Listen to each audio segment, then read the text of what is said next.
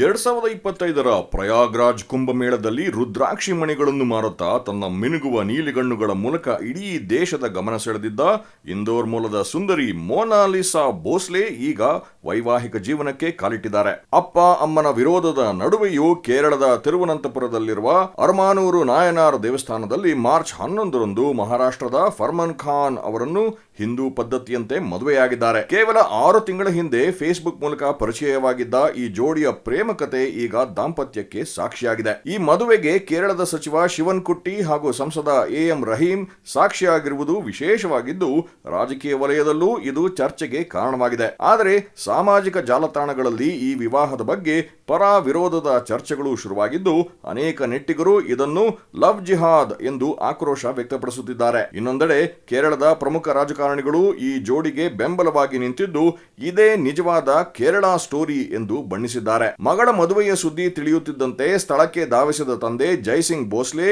ಮೊನಾಲಿಸಾರನ್ನು ವಾಪಸ್ ಕರೆದೊಯ್ಯಲು ಪ್ರಯತ್ನಿಸಿದರು.